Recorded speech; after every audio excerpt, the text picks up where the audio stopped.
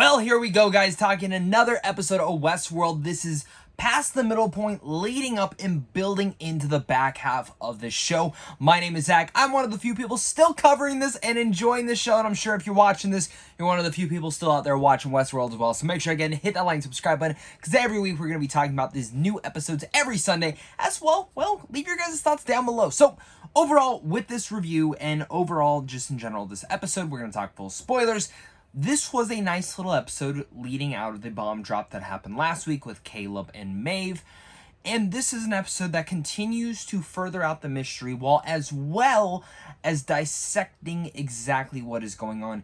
It's building up and giving us pieces, and giving us one of the most important things is everything that's been going on with Christina, or may I say Dolores. And that is the element that I've been waiting to see where they're going to go. Were they going to get it to the very end and then finally reveal what's going on? Westworld this season is really knowing how to take apart the puzzle, reassemble it, and give the fans exactly each clue and answer that they may need. That keeps you intrigued within each and every episode. And then this episode in particular, this was one that I didn't fully love, but it is one that I was fully engaged with, and one that I was like, okay, this is very much building up to something special. So starting with all the characters that we'll talk about. Let's start with Stubbs, because some of his stuff, and really much everyone that was in this episode, connected in one way or another. But starting with Stubbs and kind of starting to learn what is going on with his world and his society, that is an element that I've been very interested in, especially to see the mission they were going on, and when they were actually going into the city and then trying to find this outlier, who now all of the people are going after them, specifically the Man in Black as well, who we learned in the beginning of this, who, you know, another outlier who's going out there, and how everything connects is just always so interesting, specifically finding out how Charlotte Hale is now in charge of everything. She can control everyone. In a way, she is a god in the same way that Dolores was to all of the AI, and same thing to Maeve. Now, Stubbs' mission, it was entertaining, it was fun, but I don't think there's going to be enough to that entire storyline until we get to next week's, specifically seeing how that all ends up turning out with the rebellion and things like that. So, while it was entertaining, let's jump into the more better aspect of it all, which is the elements with the Man in Black, who cross ties, of course, with Stubbs, with Charlotte Hale, specifically his discussion that he has with her when she's calling herself a god, when she's just telling her, well, what do gods do when they're bored? They do this. You know, she's bored. But there's still the outlier that she is blaming him for, and that he needs to figure that out. So, again, elements that are interesting. But where it leads into is the back half of this episode, where we see the Man in Black robotic form talking to the original, actual human being version of him. And that discussion, that concept, because once these AI start thinking for themselves, where does that lead them to? Does that mean they are going to upheaval and take charge? Because we know Ed Harris's character, the Man in Black, has never been the character to take the backswing, to just follow around other people. They've always been the person to take charge.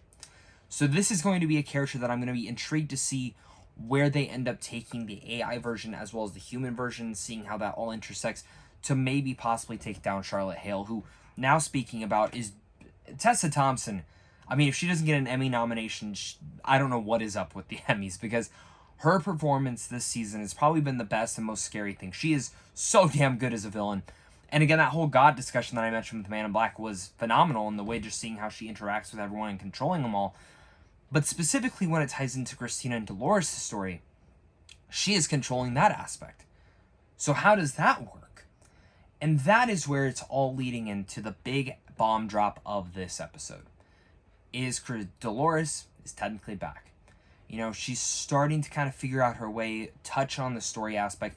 And then, of course, her boss is kind of hammering her home. Then she goes to a room to visit an old roommate. Her old roommate turns out to be Charlotte Hale.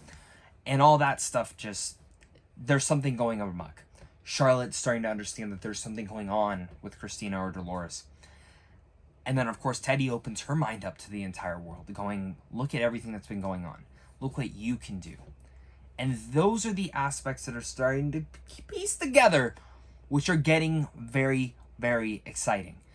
And to see at the very end of this episode where it leaves Dolores, now we are going to be able to see that maybe we are going to get the Dolores that we need, not the one that was insane and trying to take over the entire world. So These are elements that all lead into this episode of Westworld. There's a lot of intriguing elements that people are going to be able to deep dive into, and I'm just the type of person who just finished the episode and I'm like, okay, let's talk on a surface level approach, because it's a good episode. It's not one of the best of the season, probably one of the weaker ones, but I say that in the same way that this is still a good episode. It's just one that's needing to pick up the pieces while at the same time deliver an intriguing aspect and show us what is going on with Dolores and really much everyone else. So now we're starting to piece together the things, and I think once now Dolores kind of figures out and finishes out whatever she needs to, probably next week, that is when the rest of the season will start building towards that epic finale that we're probably needing for episodes 7 and 8 before the season ends. But other than that, guys, I do want to hear your guys' thoughts, so make sure to hit that like, subscribe, and comment down below your guys' thoughts. Again, apologies if I'm a little bit exhausted. I just got back from San Diego Comic-Con and have tons of coverage coming over the next few days. I got to see footage from Guardians of the Galaxy 3, Ant-Man and the Wasp: Quantumanium, Secret Invasion. Going to be doing separate videos for each and every one of those. So if you're intrigued with all those, make sure again to hit that like and subscribe button. And of course, until next time, stay classy.